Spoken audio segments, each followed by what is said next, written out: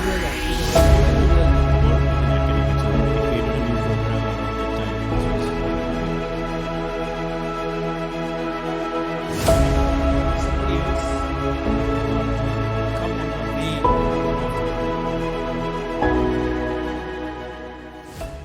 afternoon, everyone. Welcome back to the second half of CLIMAFIX.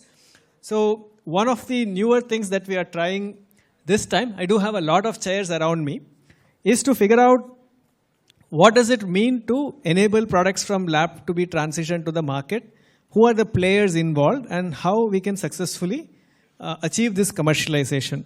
So joining me are gentlemen with diverse experience. First off is Mr. Mirik Gogri. He's the Director of Spectrum Impact, who is looking at this space quite effectively. So Mirik, if you can join on me. The second is Dr. Kushant Uppal, founder and CEO of Indus DC, a decarbonization-based venture studio who has gotten into certain agreements with IIT Madras and sharing with us his experience on getting this started. The third I have is Mr. Parag Agarwal, founder of University Tech, who has varied experience across geographies on building IP commercialization platforms for universities. Fourth, joining me is Dr. Dara Ajay, Head of the Technology Transfer Office at IIT Madras. The fifth I have is Professor Rajat Agarwal, Head of the Department of Management Studies and Professor at IIT Roorkee. Professor Asif Qureshi, Head Climate Change and Professor in Department of Climate Change and Civil Engineering, IIT Hyderabad. And Professor Deepak Chitkara, Professor of Pharmacy and Coordinator of Intellectual Property Enablement and Commercialization, IPEC, BITS Pilani.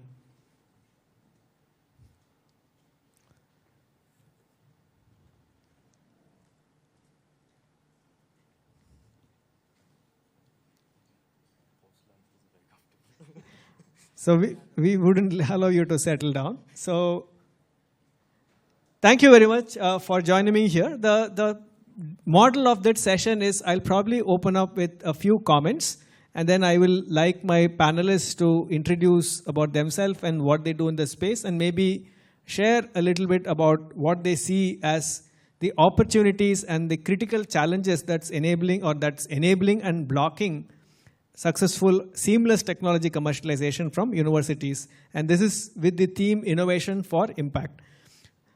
As I begin, one of the experiences I've had as faculty is a lot of them get a lot of grants, support from multiple institutions, build technology, build something that could potentially be game-changing, and build it to a certain scale where it is nice for demonstration, patenting, and publication. Thereafter, we move on to other areas of research. The IP is published. It's available with the Technology Transfer Office, which is looking to be commercialized. And many times, it's sitting there to be to get a suitor who will take it up. And on the other hand, today all day we talked about innovation that is required to be scaled up for addressing this climate change. So, what could be some of the critical challenges that the universities are facing, and how each one of them is trying to address? So maybe I will request from that side to start with in order. Maybe you can introduce who you are, and then just take about 4 minutes to share what your thoughts are. Thank you. I'm Asif Qureshi. I'm a professor in the Department of Civil Engineering and head of the Climate Change Department at IIT Hyderabad. My brief is to tell what specific IIT Hyderabad does separately, and then what bridges or what are the roadblocks to bridging the great work that happens in the university, but then does not maybe translate very quickly into the research commercialization part. So the first is, the TRPs, and I think the general ecosystem is everywhere the same in all the IITs, so you are all aware about. I think a couple of things that I can mention maybe a bit different is we have a Center for Healthcare Entrepreneurship. So it acts as a nodal center that touches the funding from the government, then the clinics, startups, and the academia. So it basically bridges 4 gaps and then tries to bring entrepreneurship, commercialization of healthcare technologies. The other is eCell, where basically venture capital brings the money, and there is like a training for students. There is a mentorship for students to bring them more into this kind of work. The other thing IIT has done, or IIT Hyderabad has done quite well, is actually it has provided a platform, a real working platform for implementation. For example, we talk about energy savings. We have almost 20 lakh square feet of radiant cooling. 5,000 students, they have in hostels radiative cooling, including dining hall, which probably no one else has. And mind you, this was planned during the campus design. So this was done already 10, 15 years ago. So it was quite ahead of its time. Like right now, everyone is talking about it, but it was in the master design of the campus itself. So, and ballpark numbers are 10 to 20% actual energy cost compared to the other conventional cooling systems. The other was almost, I don't know if it's happening, well, actually it's positive. So it's like net zero idea. So you will see a lot of swales in the campus with the perforated lining. So the idea was that IIT Hyderabad acts as a real catchment for the surrounding regions so that we actually replenish the groundwater. So there are a lot of swales with perforated bottoms. And then there are other provisions as well. And so far what we have found, or through research experiments my colleagues have found, is the water table has actually risen up by 2 or 3 meters between 2010 and 2018. So we are actually not only doing, but we are actually providing a platform for real application of new ideas, which is quite good. Then coming to the second brief, which is the block between a lot of work that is happening, like climate change, waste valorization is there, carbon capture is there. And I see with even my colleagues, they are all at TRL 233 levels. But then to go up, you need a capital expenditure. So I know some success stories where they applied through big funding, through imprint programs, or UOI programs, and then they had an industrial partner who pitched in 25%, and then the rest was from the government. And then he has actually gone on to do real commercialization. So from this level to that level, you have to give a thrust, which actually needs a capital expenditure, not looking in the short term, but looking at I guess a life cycle or a bit long-term vision. So that, I think, is one of the main roadblocks. And then there are supply chain issues, which maybe we'll discuss later. Thank you. So yeah, hi everyone. So this is Dr. Deepak Chitkara. I'm from BITS Pilani, professor in the pharmacy department and looking after the intellectual property enablement and commercialization, as well as the technology enabling center at BITS Pilani University wide. First thing, thank you for having over here, and the theme, which is really nice, Eye for Eye. And when I just heard about Eye for Eye, one thing that came to my mind, earlier we have heard eye for an eye make the whole world blind. But here, eye for eye can make the whole world more bright. That's what we are looking at, innovation for impact, right? Now, what we are trying to do at BITS Pilani, like creating that entire ecosystem. Because when we talk about enablement, enabling any technology, any innovation, and to make it commercialize, what are the critical steps which are involved? So the entire division that we talk about is under one entire umbrella. So we call it as a research and innovation division. And that division is further converted into different verticals, and there are several crossovers between those verticals. So one of the vertical is GCIR that looks into grants, consultancy, and industrial research. Then another division is Innovation Council, that's IIC, Institutions Innovation Council, that looks after all the awareness programs, how to reach out deeper to the student level, to the faculty level. And then the third division is intellectual property enablement and commercialization. And luckily, I'm taking care of that particular part. That have further two offices. One is the intellectual property office and tech transfer office. So all are being working in looking at the different domains, but there are interconnections. Say once this innovation is identified, how we are going to take it through the entire process. It's not just the patenting part. We need to identify whether that thing is patentable or not. It's just the technology which we are working about, whether it could be taken as a know-how and could be taken forward to the industry and transfer that, or whether it could be patented. And immediately at that very point, when an IDF is given, the tech transfer office come into the picture. Start assessing the technology, its commercialization potential. So then talking these things to each other. Then apart from that research and innovation, simultaneously we run the incubation and entrepreneurship. So the CEO of I&E, that again are in direct touch with the research and innovation, looking after different facets. So it's all about creating the entire ecosystem and bringing that in one umbrella. So this is how we are trying to put together the things, and these are all done by creating the entire awareness among the faculties, among the students. And further, in order to enable any innovation, one thing that needs to be put together is the policies, which we need to put in place. What is a policy for a startup if it's coming out from a student? What is the policy for a startup that is coming out as a spin-off from a faculty? What are the rules? What are the guidelines? So those need to be properly spelled out so that there is no confusion, no ambiguity should be there. And that's what we are, in a process. And it's an ever-evolving process because nothing is perfect. Each and every case is unique in its own nature. So that's dealt very clearly with a clear mindset to make the technologies further. Another component is the takers. That who is going to take that technology? It is obviously the industries or the startups which are being created out of it. So we are leveraging our alumni network in that part. So again, a separate division that comes into the picture is the alumni relations. That take care of the entire network of alumni and projecting these technologies outside to them as well, so that we can take a leverage of it. Now these are in this particular ecosystem we are trying to create, we have over there that enable the innovations to go to the market. Now, apart from this, there are certain challenges which you have already mentioned that we need to look into, and those challenges it's not that only BITS, every university is facing that. One is which is complexities of IP ownership that probably will talk down the line more on that. The mindset, the academic mindset, that is again a major barrier for the innovations to go out. And the third one is market insights. That is something which is lacking where whenever we are assessing these technologies, these need to be properly taken care of when we go ahead with that. So with this, I can now hand over to the next.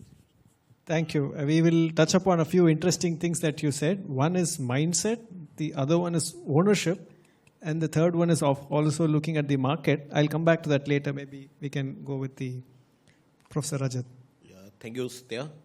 Hello, I am Rajat from IIT Roorkee. I'm currently heading the Department of Management Studies at IIT Roorkee. I'm also looking after DPIIT IPR Chair responsibility at IIT Roorkee. My other colleagues have already mentioned about the role of the enabling ecosystem. And I think almost at all IITs, we have the ecosystem of sponsored research, industrial consultancy. And under that vertical, we have this IP activities, IP filing, IP management, IP transfer, IP maintenance, all those things are taken care under that vertical. So one of the biggest issue which we faced initially, the mindset that all our professors used to have publication mindset. So from publication to patenting, we need to do a lot of workshops, awareness, and creating that kind of setup that IPR cell of IIT Roorkee is not an administrative office, rather it is a value-adding office. So we created a system that how it looks like a value-adding office. Then particularly looking after the policies. So making policy is very important, transparent policy. But we did lot of open houses with our faculty members, with research scholars, with PG students, so that any kind of ambiguity, any kind of clarification can be given in those open houses. So we made a policy that every year in the month of July we used to organize the open houses related to all the policies related to entrepreneurship, innovation, incubation, which are applicable at IIT Roorkee. Third important thing, we also realized that when we are talking of transferring the technologies from lab to market, lab environment is totally different than the market environment. And we had a very interesting experience. If you allow, in a minute, I will like to explain. During COVID, some of our faculty colleagues developed some very fantastic products related to nano mask. And when we demonstrated the technology, there were so many takers. We finalized the agreement. It was almost on the verge of getting the money and transferring the technology, royalty agreement, everything was. But then the taker decided, let me also check the commercial production system for that. Because in our lab, we used to make only 2 to 3 masks in a day. And when he decided that I need at least 50,000 masks in a day, it will require altogether a different kind of a production system. And then when he started looking after the machines which will be able to make those large number of items, then probably he could not find any kind of economic viability in those technologies, and we cancelled the deal. And therefore, we realized that early involvement of taker in the technology development process will enable the technology transfer or success of the technology. It's not simply transfer of the technology, because we are IITs, our technology will go to the market very easily as compared to other institutions. But those technologies should be successful also, so that industry have more confidence on our technologies. So therefore, we are now looking at how we can involve the industry at a very early stage, so that these technologies are co-created with the help of industry. And when we started doing this post-COVID, the success rate automatically increased in a very interesting rate. And that is something I think is a very good practice which need to be adopted by other institutions also. And another very important thing, we have created a system of, because technology readiness level is discussed again and again, we have created a scheme of TRL booster with our internal resources. And when we do market analysis of the technologies and a faculty member applies for TRL improvement, we fund from our internal resources, so that TRLs of the technologies can be increased, so that industry has a better confidence on those technologies and can be transferred with lot of convenience. So these are some of the good practices based on our experience, whatever blockages we could identify, and we are trying to overcome those blockages by creating enabling and policy interventions. Thank you. That's a fairly nice introduction, and particularly curious to learn more about the TRL booster, because we keep saying capital is not available. Now IIT Roorkee has found capital to boost TRL, which is interesting. Maybe I'll request Dr. Dara Ajay to share his experiences, because many of what we face is fairly common. So I would like you to share your experiences, maybe 2-3 minutes. Yeah, please. Thank you, Professor Satya sir, for your invitation. And greetings from IIT Madras. I'm Dr. Dara, Head of Technology Transfer Office of Intellectual Property Management Cell. The cell responsible for all the IPs from the point, starting to the end, right from the IDF discussions to the grant, prosecution, grant, and licensing. So if you can just quickly see, the technology transfer process remains same. I think we have been discussing, there is nothing new in this slide, that okay, it starts from the preliminary discussions of an idea and how you are going to take that idea as a product. So it is research to reality, a lab to market, whatever you call it. It is something intangible, you're finally making it tangible to make it business. And that's where the amount of business that you're making is the scale of the success that can be determined. Now, I will not dwell on to these slides, but since we were discussing on the bottlenecks and the kind of challenges what we are facing in technology transfer. See, what we have to understand here is an institute is different from the incubation cell, is different from the accelerator, is different from the MNC or the companies. So everyone has their own limitations. Like institutes cannot step out beyond certain zone and provide a support in terms of technology transfer, which means an institute's core responsibility or the goal would be to do the basic research, R&D per se into the, in terms of maybe translational research or the basic research, but the focus of the institute is not to make money as a product, but to bring in the new technologies. That's what should be the focus. And yes, the incubations and the accelerators are supporting these things to get this proof of concept to the market. And yes, there are other VCs and other people who might even boost the technologies to be translated from TRL 6 to even 9. So at any given point of time, institutes' limitations will not go beyond, like we can't make, we would be bound, the professors would be bound to have the proof of concept ready at a lab scale or else in the relevant environment, maximum 5. And that's where we need the support. That is the first bottleneck. So this is called as a valley of death. There are two valleys of death for any of the product cycle, for any of the innovation. This is the first valley of death, and the second valley of death is at a time of scalability. Now, this is one good report. If you can go and download it, it's called as a matrix framework validation. Now, this talks about not only a technology readiness level, which everybody talks in, but also the commercial readiness level and the market readiness level. Now, when I'm saying the first valley of death is the this first red circle, what you can see is the institutional valley of death. And the second valley of death is the startup valley of death. So one has to have a different different strategies to overcome these valleys. And for me, if you see as a technology transfer office, what is more challenging for you in terms of technology transfer is that I have a portfolio of more than 2,000 to 3,000 patents. I mean, after which, if you see the valid itself will be close to 2,000 patents. So among the 2,000 patents, what are the patents that have the more commercial values? Rightly, I can't. So that's one of the valleys that is challenging, and that's where the solution would be the technology triaging.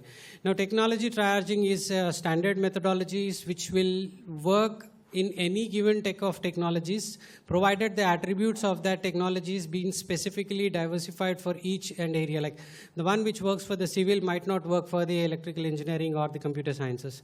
So that's one challenging issue. And the other challenging issues is how I'm going to overcome my first valley of death and get this. Now, this is where the incubation, the IIT MRP is for providing a lot of support in addressing this part. Now, if you can see this, yeah, this is first set of IITM's ecosystem where ideas are nurtured and are given boost with funding through CFI, Nirman, GDC, and innovation ecosystem. And next is the incubation cell through HTIC, Paravatak, and RTBI. These are incubation cell, are supporting the ideas to go into the proof of concept and having something as a minimum viable product.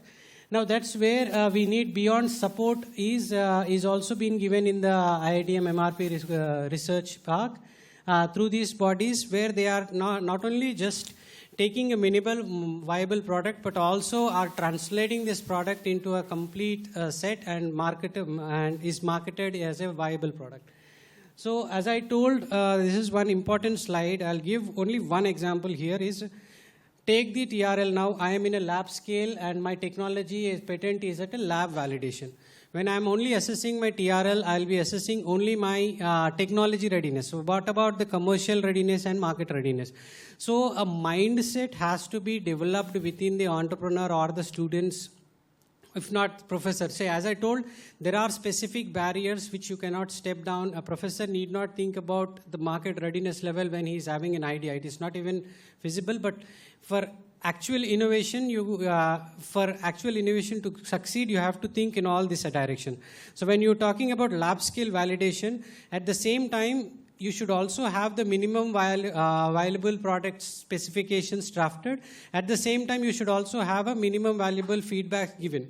So your business plan should be throughout these three verticals and frame up the strategies as and when required so that you are overcoming your valley of death and going to one more step ahead. So you will be succeeded if you are falling into this line of green line and overcoming the gaps. Now, I have kept a gap analysis in my previous slide, which I haven't done. The reason is the gap analysis depends on the product that you're talking about.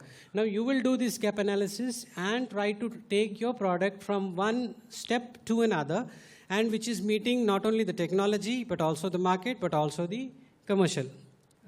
These are some of the challenges, I think. Thank you, Dr. Dara. I think that makes it quite clear. So we've heard from the supply side, some enabling ecosystems, there is an intention to patent, there is an intention to commercialize. Now I would like to go to the demand side, maybe have Kushant talk about what he as a builder of a venture studio looks at when he's trying to license technology and what are the critical enabling conditions and critical detractors in a successful translation.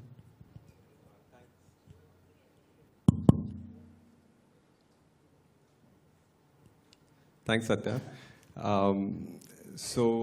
an introduction, I'm basically run this venture studio called Indus DC. Our focus is on climate, decarbonization, and so tech transfer is, core of what we actually do here in terms of the companies we build out. So I think Dr. Dara put this slide here, which is quite relevant to what we do, in the sense that our purpose really is to de-risk the CRL 4 till the complete commercialization and scaling of a company. And so what I'm going to speak today is more from how a founder looks at tech transfer and technology. And with respect to climate, it's actually even more important because what we realized in the space of decarbonization and climate was that there is a lot of technology sitting in the labs, our IITs and BITS, and even outside of India. And many of the professors are really good at, they enjoy building, IP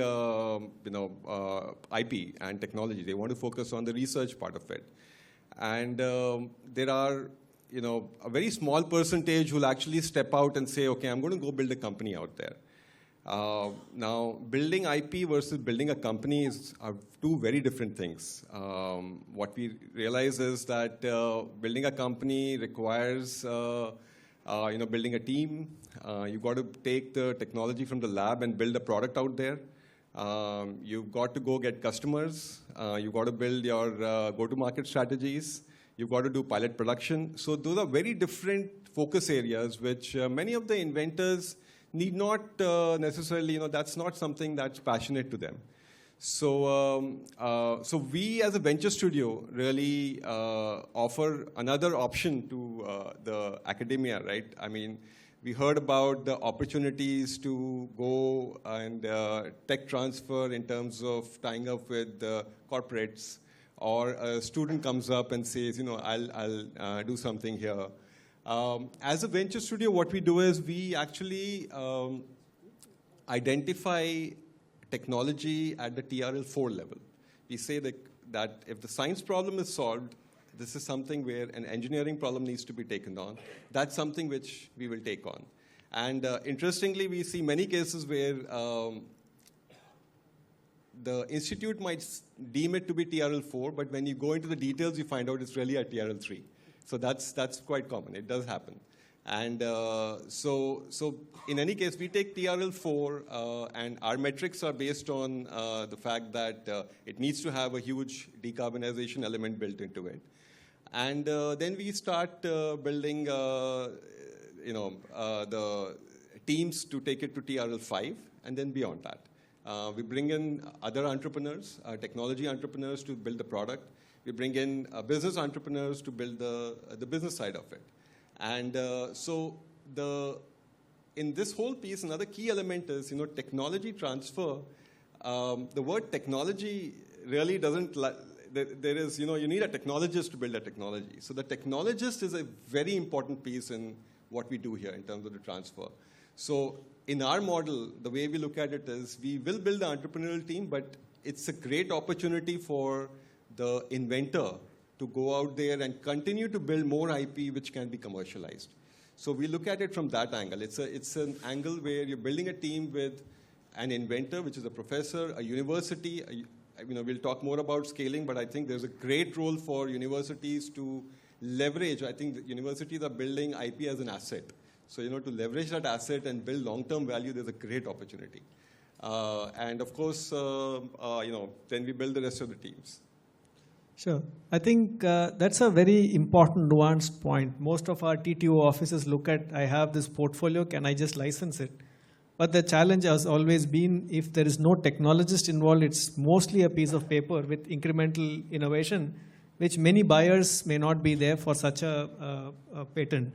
So it is important to have an embedded lab or an inventor at least affiliated, and how the institutional framework supports such an inventor to be engaged with building of that startup. Though it is licensed, is there ways by which they can partake on the benefits that may come out of creation of a startup and so on. But I would like to move slightly away from specific institutional perspective to an ecosystem perspective. Maybe with Mirik, who has had this opportunity to work with multiple institutions and set up these foundational capabilities at IIT Bombay through the Membrane Research Center, to see what do you see as a bottleneck in scaling such hard tech ideas, and also coming from the industry which is in this kind of a hard tech space.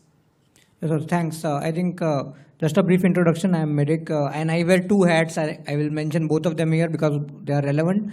One is I am part of RT Industries, and I lead actually a research and development team of 250 scientists and engineers. And actually, I was just reflecting on the discussions that how we at RT also do the same thing. We take something in the lab, and our whole goal is commercialization. Frankly, one of the things that we look at RT would be that this concept of generating intellectual property and everything is good, but I really don't care. I want commercialization. That is the complete mindset that we want to focus on. And then the whole, sometimes in fact, this whole discussion around where will the IP lie? It's like a elephant in the room always in any discussion that we go into. And that's something that needs to be talked about, because in the end, the value of any research that is happening or technologies has to be going out there and commercializing.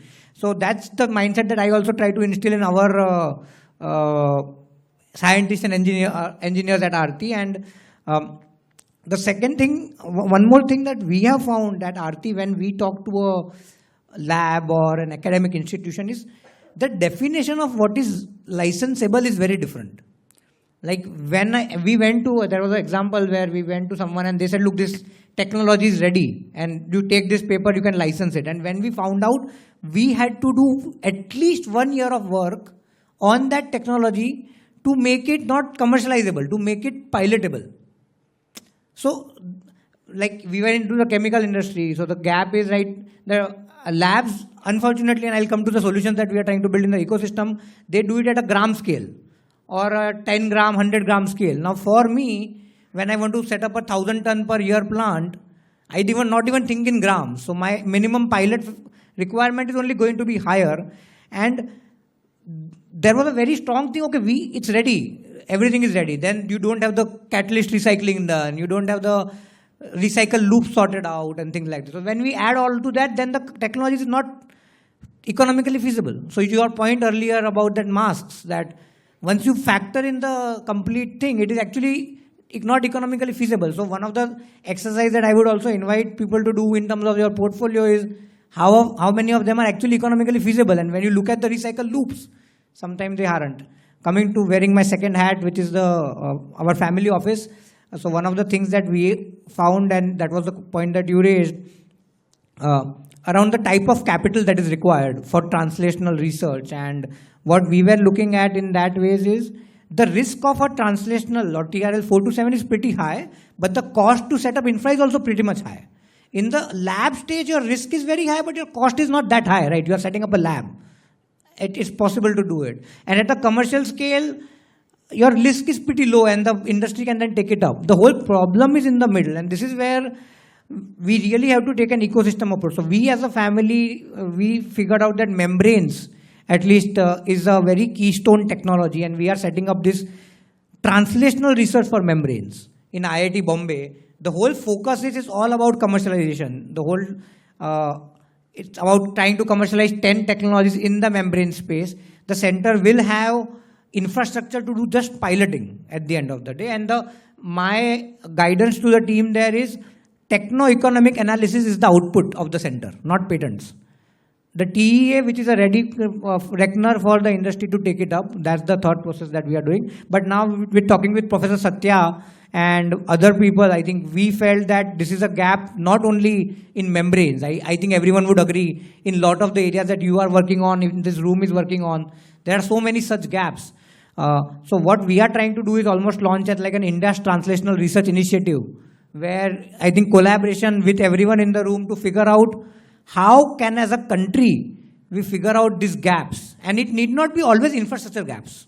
Infra is one thing. It can be business model gaps. It can be a right ecosystem like a venture studio involved. It can be global collaboration. So the thought there is trying to build these foundational building blocks. And yeah, I would sort of take this opportunity to ask everyone to sort of collaborate and trying to make this a possibility so that it is attractive from a funding perspective as well.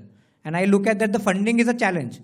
When I talk to a funder and start talking membranes, they don't understand. When we start talking about catalysts, they don't understand. So how can you make it palatable? That's a different challenge as well that we need to try to solve. So both the perspective I was thinking. Thank you. Thank you, Mirik. I think that hit upon an interesting point where we often try to use funding suboptimally when we try to recreate centers again and again and again because it has to be mined. Whereas if we are able to just look at a collaborative approach, the PLF or usage factors of these centers can also go up. And if it can be foundational, then it allows us to use it fairly widely. And I do agree, TEA is an important output of a center. However, universities should still, or they still would like to see if there is some monetization that is possible, which goes back to IP. Now, I would like to request Parag, who's been in this space trying to aggregate IP of different universities across the country, to share some of the elements that he have seen make it work and what needs to be really looked upon from the university's perspective to make it more attractive. Often selling one patent at a time and trying to value it is very, very counterproductive. So one patents don't really create products. So Parag. Thank you, Professor, for the invite. So quick background, I'm actually an outsider returning back to the tech transfer industry after 20 years, but I started my career in Scotland where I was a business school student, and my university was very strong in knowledge transfer, one of the leading research universities in the UK. And I got an opportunity as a business school graduate to work with an academic. So they created a new program around that time. This was way back, 2005, where business school students could work with academics, help them with their business plan, with their market research. So it was basically cheap labor, right? I mean, they didn't want to hire the McKinseys of the world. So, I mean, it worked for me because it gave me great exposure to how this entire process works and also to best practices. So I'll talk a little bit about that. So for example, University of Glasgow around that time came up with this idea of called easy access licensing. Because, like not every technology is the same, right? Some of it is incremental. You can give it away for a non-exclusive basis. Even pro bono, like I was talking to some of you earlier, like a lot of what you do at IITs is also give away technologies pro bono, like RUTAG is one example you mentioned. So similarly there, what they did was instead of having a single contract or a legal agreement for all kinds of IP, they created different formats, right? So non-exclusive IP, 2-pager, PDF on the website, you download it, self-attest, sign it, immediately the IP is licensed to you. And you just have to report back every year, right, on how you're using the technology. And that allows you to not only build relationships with the industry, as it gets the foot through the door, but you're able to cross-sell and upsell, because once the industry partner has taken your IP, even for free, at least you have built that relationship and you can take it forward. So what I'm doing right now, so I mean, since then I've been in healthcare, like past 18, 19 years I've just been working in healthcare innovation. I've returned back to the tech transfer industry in the last 6 months, and my focus has been on the APAC region. And the initial problem I was looking at is just simply of that of discovery, right? So what my platform right now, what it does is basically it aggregates and curates IP available in universities, leading research universities across Asia-Pacific countries. I'm focused on 7 right now, including India. And we have about 600 plus technologies. We are adding about 100 every month. Climate tech is in fact the 2nd largest category, and all of this is organic, right? That means research in this space is actually happening. It's one of the leading areas where scientists are very interested.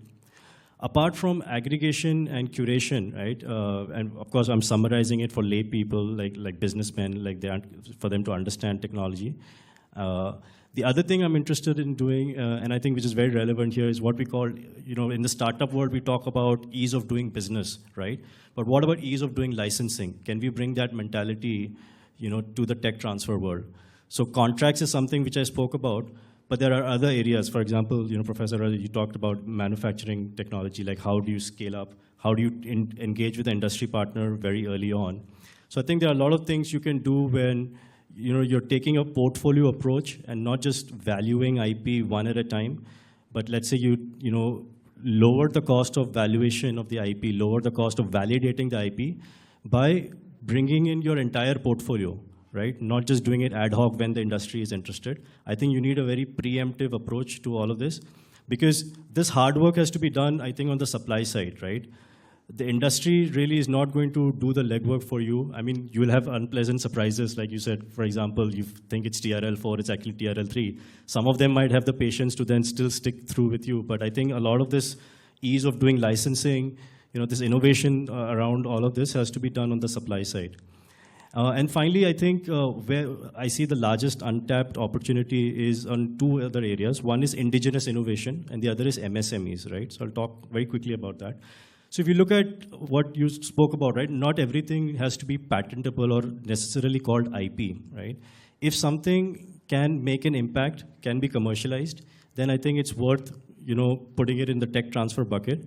So I'll give you an example. For example, Bhabha Atomic Research Center, right? A lot of what it does is indigenous innovation. It's actually just know-how that's at lower cost. And therefore, even if you go today on their website, you can see that technologies are available from as low as 20,000 rupees to up to 20 lakhs. I think they've got a cost-plus approach. It's a government agency, so they basically look at how much effort has gone into the R&D, and they, that's my understanding. I'm not an expert, but this is what I feel. And indigenous innovation, basically, if you look at the Mars, our Mars mission, right? That was a very big success story for India. That's when everybody woke up suddenly and said, wow, India can do such amazing things at like maybe 10% of the cost. We have this as a culture, we have this reputation. So can we, further develop this market of indigenous innovation? And then if you look at the other side of this equation is MSMEs, right? Corporates, relatively speaking, have had decades-long relationships with universities. Sponsored research almost always happens with the large companies, and they also have their in-house R&D teams. But MSMEs, they're not getting enough exposure to the IP side of things. I mean, today traditionally you go to any corporate, they'll be like, any MSME, if they need something, they'll probably import it. Or they will ask for a vendor, or they'll go on Alibaba or something. For them, but there's a lot of funding available for them from a capex point of view. But do they think of IP as a competitive advantage? Do they think of IP as something which they can exploit for their product roadmap? And so I think there's a lot of untapped opportunity there. Instead of just thinking about the big guys, can we? Again, I'm trying to tie all the pieces together. If we do ease of doing licensing, lower the cost of transaction, lower the cost of valuation, lower the cost of validation, then the MSMEs will also be attracted. And then overall now your addressable market becomes a lot larger, right? Not just for patents, but also for know-how, for consulting. It just opens up. MSMEs are, globally speaking, I think they contribute 50% of GDP, and then 90% of, all businesses are MSMEs. So this is some sector that we should not ignore. Yeah. Thank you very much, Parag. I think you put it nicely, where there is a multi-pronged opportunity on IP, and also discovery and ease of licensing is an important element. There are quite a few questions. Maybe there is quite a few from the audience. So before I open it up, I would like to see if any one of the panelists would like to ask anybody else in the panel, maybe one or two questions, maybe starting with you. And what was said. Any IP is liability than an asset if you're not making it commercialized. I'm very much with him. So IP is like a white elephant. It's only for the showcase. If it's not making money, it's a liability for you. You have to maintain the IP. There's a huge lot of expenses. Just to give a ballpark figure, if you're an individual or person, adding on the attorney fees for an Indian patent itself will come close to 1,50,000 to 2 lakhs. So if you're not making money out of it, IP is nothing but a liability for you, not an asset first. And second part, I'm agreeing with that, ease of licensing has to be practiced. And in our case, the technology transfer of IIT Madras has through the Dean ICSR has given a very pleasing deals for the student-based startups which have been. Now this has been a great success in the last 2 years, I should say, that whatever licensing that we are doing through the student-based startup. There are multiple approaches, like one can go for equity, one can go for the commercial licensing, but considering the startups are already being burdened by the incubation cell, by the VCs, by the other entities taking the equities, we have a provision, but we give a very pleasing deals for the student at a very low cost, where we don't actually do a valuation per se for any IP. And there is an approach where the value-added deals for the maximum licensing which we have done, where the deals value is high, is in the patent pooling, and I agree that rather than going for a single patent, if you are pooling a list of similar technologies within the patent pool and licensing out that portfolio is more lucrative, and the justification of the high value that you're evaluating for that portfolio will be easy, rather than evaluating a single technology which is talking about only one single attribute. And my question for Kushant would be like, yes, in this portfolio field of licensing, we do have now IITMs. If you see IITM website, we have almost 40 technologies bucketed. And we are reserving some patent technologies which are very, especially the IT and computer sciences, we're reserving as a portfolio as well. Now, we are the first, I guess, in any of the IITs who has listed out the Sustainable Development Goals, technology transfers listed on our website. So we are focusing very much into sustainable development goals, and to meet not only just a few, but all the 17 cadres of the SDGs. So how we can enrich our licensing more, if you can, our Indus DC engagement. Yeah, so, I think we work very closely with IIT Madras, and, it's been a very progressive and a very enriching experience working with IIT Madras in terms of licensing IP and trying to build companies out of the labs. And I think in terms of the openness in trying to experiment and take risks with respect to, an IP cell can get very easily attracted by a corporate coming in and saying, listen, I'm going to give you so many lakhs and can you give me the IP? But here, the approach has been that let's enable entrepreneurship. Let's also give an opportunity to the professors, the inventors, in terms of building IP. And it's not just building one IP, right? I mean, you build one IP, it doesn't build a company. I think that was mentioned earlier. But you continue, the lab continues to build more and more IP aligned with commercialization. And that's a very critical element of building companies. So in a sense, it's the TRL here, it's not really just technology readiness level, you're creating a technologist readiness level in that sense. So I think that's the approach which we have found has been very, very useful and progressive. And I think it's an opportunity for all the universities, really, to take that approach and build IP which has commercial value. I think you heard from the industry side that, I don't care about IP, I want to commercialize stuff. Yeah. So I think what you are trying to say is, don't sell me only IP, sell it to me along with the technologist. Yes. All right. Yeah. So related to this question or this comment is like, to the panel here, like, do academics, have enough incentives, both financially and culturally, in terms of the support to maybe spin out, become entrepreneurs? And I'm talking not about the ones who are doing the research, but also like the pipeline, right? Those students who are interested. So you have to look at the entire funnel, right? Those who are interested in doing research, they're not yet at the graduate level. Do they see this as a viable career? For wealth generation, for entrepreneurship, for financial reasons. So yes, there are enough incentives available and of variety of types. Obviously, financial monetary incentives are there, which are as a policy, we share the revenue with the inventors. So that is obviously there. But now we have introduced some other incentives also. For example, at Roorkee, we used to have a requirement of some kind of paper publications for your PhD thesis. Now, if you have a startup which is in the similar domain and you have not published any paper, and then your research committee can approve that, on the basis of that, you can go for PhD submission. So that type of enabling things we have created. We have also, in our promotions of the faculty members, earlier there was no mention of patents. Now we have included patents also as part of requirement for your promotion. So there are different types of incentives which are being created for faculty members, students, researchers in the system, and all these things are paying good dividend to create a IP-savvy or innovation-savvy campus. That is point number one. But since I got a mic, so I have a question also at the moment.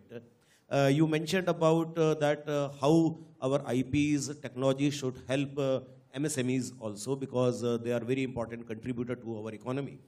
But at the same time, when I go to the Rayank's point, the technologies which are available at the institute requires a lot of other efforts also.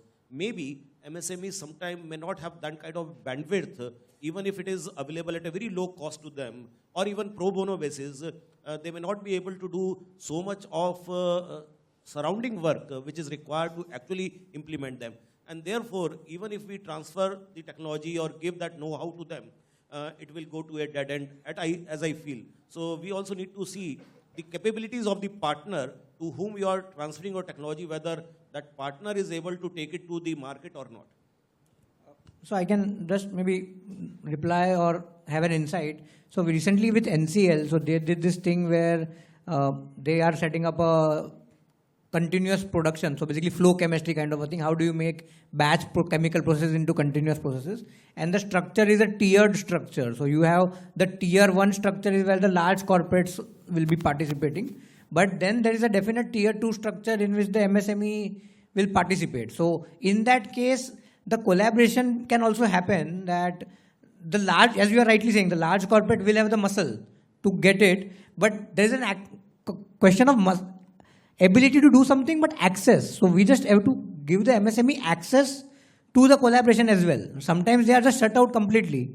So at least if we are able to give them the access now, whether it's through the academic institution or through the corporate, or there can be a trifecta arrangement as well. So that was an interesting structure to try to get the MSME in at least. But I completely agree with your point as well. And that's why we need to reduce the gap. The gap needs to be reduced for the MSME to really absorb it seamlessly, for sure. That's an interesting point. If there can be a mentor-mentee kind of relationship in licensing and help the licensee receive it, and probably the larger tier 1 company could be the end customer for that MSME. So maybe one more question here before I can open it up to the audience. Yeah. No, I just want to add what Parag has mentioned on the incentive side.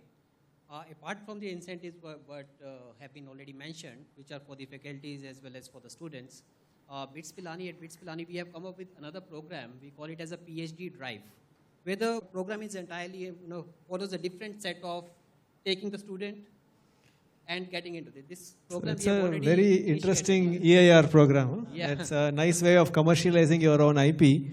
Maybe there was a hand up there. Yes, please. Can I get a mic there? Not for me, but if somebody else can hear.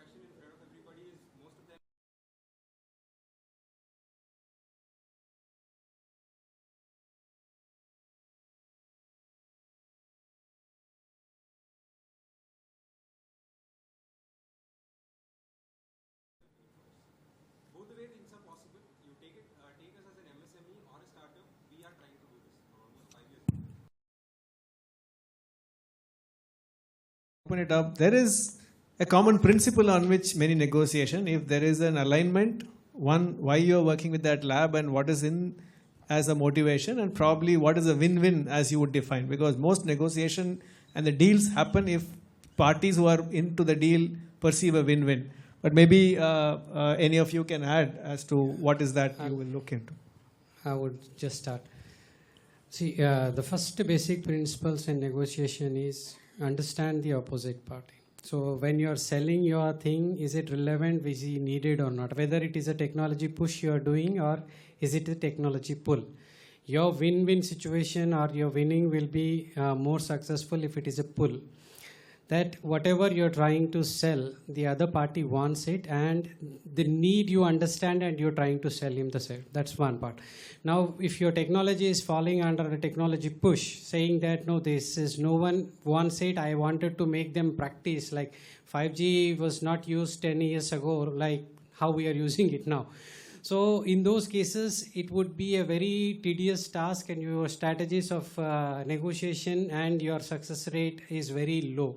So there's something called as BATNA, best alternative terms to negotiate, is whenever you're going for a negotiation, you should have a clear understanding of your bottom and top approaches and your needs. So in this negotiation, this is what is my bare minimum and this is maximum is what you have to. Sir.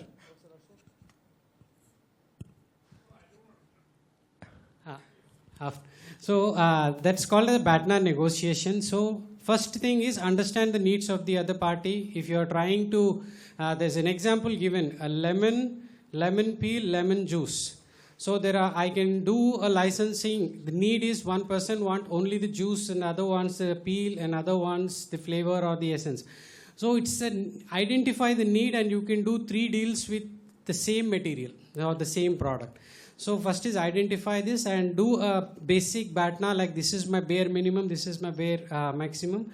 If anything goes beyond, I should walk away. I will not do a dead deal kind of thing. Understood. The other thing I wanted to actually address is probably a few policymakers, if they're here, right? They should write to PMO, and PMO is aggressively looking at MSMEs, growing them. And if the technology transfers becomes easier and adoptable, I believe a lot of changes can happen with MSMEs. So yeah. Yeah, Professor. Maybe I can speak loud enough. Okay. Thank you. I think there are 2 kinds of patents. Since I have filed a large number of patents, I can speak. One patent are essential patents. Others are patents which are a little more defensive so that somebody else does not come on the way of our commercializing technology. I think the key, as was pointed out, is commercializing technology. Do you understand what can be made out of whatever you have done? How can you sell? What price you can sell? Patents are all at most support. Somewhere we seem to have lost that focus. We seem to be thinking patent in itself and commercializing patent is the way to go about doing it. I do not know anybody has succeeded. Of course, if I have an essential patent and when I commercialize technology, I will take my patent along. If it is more of a defensive patent, I'll just let it lie there. And key thing is commercializing technology. And for commercializing technology, one has to really understand the market, the price at which a good can be sold. The goods must be manufacturable. Goods must last usage all the time. I think focus should be commercialization, not patents. Thank you. Thank you. My view. Can I make a larger point on commercialization? So, one of the challenges is also, certain technologies are more like a public good. They don't have a clear ROI. And sometimes, like you're doing an essentials good with that mask, right? You don't immediately, the MSME or whatever, the industry partner is not able to do it. There's a lot of philanthropic money, CSR money available, right? And you talk about sustainable development goals. I think there's no shortage of money available for technologies that make an impact. Now, in that context, like I was just speaking to someone earlier also around, measuring impact. Does anyone have a view on, having experience working with CSR funds, philanthropic funds, impact funds, where they are asking completely different things, right? So it's technically still called translational research, but it's not commercialization or ROI in that sense. They have a very different set of metrics. And I think that's because CSR is mandatory in India. It's 2%, of your company's profits. And I think there's a large pool, not only in India, but, there's a lot of foreign funds willing to back. And I think this can be a great matchmaking exercise, right? So I create cohorts, we identify things where, it's not clear what the commercial potential is. just as an adjacent, like I was talking to somebody at one of the IITs, I'll not mention, he was saying that 80% of your patents, right, in India are actually, not really worth, if you go to any other jurisdiction, they'll not really, pass. And so I can't validate that. This was just ad hoc. Somebody, from one of the IITs, he told me this. And where his area of interest was also on foundational work. He said, why is the US and some other countries so far ahead? Because they are risk takers. They don't really care from an ROI perspective. They just want to do deep science. And they have either the government, like US, if you look at it historically, how they've done it, the government was the main nodal agency funding all research until they opened it up to the private sector in the 70s. So can we have that kind of sort of model here also in India, where very clearly we identify this is tech for public good, ROI is not clear, but if you invest in it, it will eventually give some return to the society. I think that's a point to park and think about, because as of now, we don't know what funds, what foundations are likely to support those kind of activity. Probably one more comment before we... I can actually try to put your... So no, I think first of all it's a challenge. The CSR aspects also is a bit challenging, because the CSR is defined in terms of measurable impact, which is very clear. So if we just go for a generic public good in the CSR compliance, again, we have also asked that the CSR compliance be a bit broadened in terms of funding research. And also one challenge becomes that I think your own company can't fund research linked to your own sort of work that you are doing from a CSR budget. So, but logically, as things go, I think it should work out. In terms of broader philanthropic capital, I think that's a bigger challenge right now. I think that will require at least what I would say, more productization and more communication of the impact potential. Because right now in India, philanthropic capital goes more to on-ground projects, like say doing something in the village and things like that. How do you convert that into the research is a thing, but I think that's where global collaboration can also happen. Thank you. A different topic. So you mentioned techno-economic evaluation is a key roadblock, and I think Professor also said that commercialization is. So if you were to do that, or do you stress that upon faculty that you must have a techno-economic evaluation, or do you have some office in space? Because it looks like that's the major constraint. No, some interesting discussion, but I think R&D has multiple stages. So when you start, R&D does need support, because you don't commercialize on day one. Commercialization comes at a later stage. So basically it should be either government who should fund it. And now government is saying that for that R&D, early stage R&D or middle stage R&D, even corporates can fund it through CSR. So as far as CSR and government funded R&D is primarily to get things started up to a certain level. Largely pre-commercial R&D. Once you come to commercial R&D, it should be funded by either venture fund or whatever. I mean, companies, entrepreneurs, venture funds, seed funds, etc. The third thing is philanthropic. Now, what does commercialization means? If I am making anything, I'm just taking this as an example, and suppose it is supposed to sell at some price. Now, it is possible that most people are willing to pay the price and are able to get it. Let me take an example of a wheelchair. Now, a wheelchair, suppose it costs a good motorized wheelchair that we have downstairs. If you have seen it, it costs about 90,000 to a lakh rupees. Now, there are people who are able to buy that and are able to make living. But there are people who cannot afford that. Philanthropic R&D should therefore bridge the gap of customer wanting it but not able to afford it vis-a-vis the actual price. So I think the three things should be differentiated. First, government funds and CSR is to get you started and take you to a certain stage. Beyond that, commercial funds, venture funds, startup funds. Philanthropic R&D is where commercial things cannot be affordable. I mean, if a person living in a village cannot afford something and you are able to provide, that's where philanthropy comes. Thank you. Yeah. Techno-economic.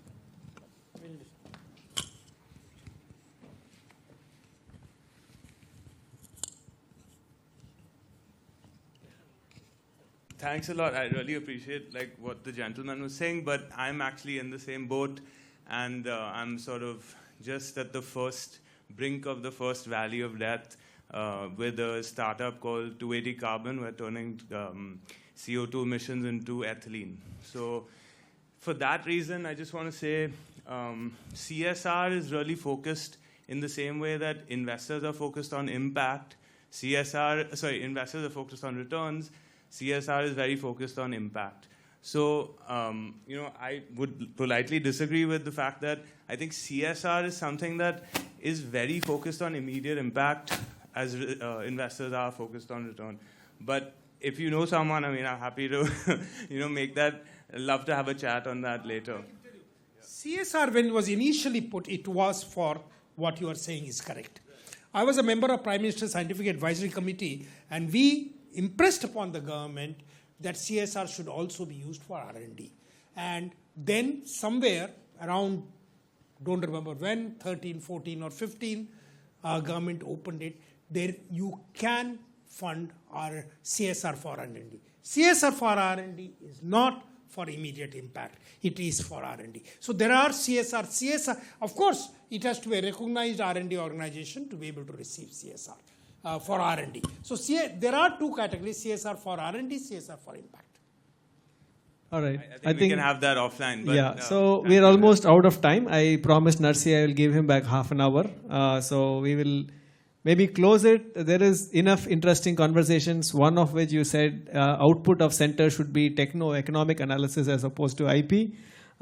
We may have to look at it. How do we mandate faculty? Maybe we put I it don't in think there. it's opposed to IP. It's supplementary, of course. If it is good, if there is any way, see, unless and until there is an incentive to do something, it won't happen. So how do we incentivize such analysis when we put out projects? But before we close, I think probably you would like to share, for some of the people out here who would like to work with agencies such as IITs, there are broadly some methods of licensing that is listed out here. So that will probably be the last comment from Dara before we close. Thank you, Professor. So this slide is especially for the startups. When you are going back to any technology negotiations, per se with the university or industry, interinstitutional or MSME or MNC, whatever it would be, there are various models for you to transfer your technologies. One is an option licensing or safe equity. It's in this model, you are not actually going into the complete technology transfer per se. It's more like a safe side parking licensing for an option equity. Like, okay, if this works out, I'll give you this. It's like, if it happens, I will do that. The second one is commercial evaluation agreement. Now, in most of the cases, even in IIT Madras also had a few of the agreements which we have drafted is that industries do not want to take any of the technologies without validating it. And that could be through the material transfer agreement or the evaluation agreement that, okay, we are happy to provide you the access to the technology at your premises or our premises. You can validate it, and hence, because the validation at TRL 5 and 6 happens the same. What we are talking about, validation of in the relevant environment or is what they will have to check. It is working in lab. It might not work at the scalability level when it is working in my industry. So that's what we can have here. There is no financial negotiation. There's no transfer of a technology. It's a gentleman's agreement about validation. Then actual licensing agreement. Okay, I validated your technology. It looks fine and it is very much working, and I have a gut feeling that the scalability is very nice. Then we can enter into a technology licensing agreement, and that's where we will pitch in the financials, and the financials have to be agreed. So you have to always remember the curve of the licensing is the less the risk, the maximum the profit, and the more the risk, like if I'm investing, if the industry is investing, especially if you see pharmaceutical versus computer sciences. Pharmaceutical, they invest around 8 years or more for a technology, and it will still won't be a product. And for them, the investment is huge. So at that point of time, the valuation cannot, it has to be a net present valuation, and risk-based net present calculation should be done. So whether your valuation is one key success for your technology transfer. Either you overvalue it or either you undervalue it. But it is a progressive manner. Don't do a valuation for all the 20 years. Nobody knows how the market will change. Nobody knows the scenarios of the market and the business. So it should be a maximum 5 years term of prediction is much better. Next is intangible research, intellectual property licensing. This is where we will keep the know-how and other things which we cannot register. So as I told, not all the registered IPs will go for the licensing.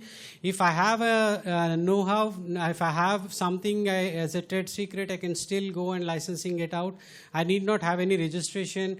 It's, but the enforceability is what you have to be more clear in terms of intangible assets than the tangible assets, because the patents which are registered and all the IPs which are registered has a enforceability easy than the know-how. And equity and the spin-off is another mode where you, if you do not want to go into the financials per se at all, you can go as an equity licensing, that I'll give you a 2% to 5% of the equity for this technology, and we can license it out. And that's what we were planning with Indus DC and other companies as well, that if we can pool a set of patents and can professors steering the companies and the students steering the companies, that we are not keen on the value of the commercials, but it has to go, the technology has to go to the market.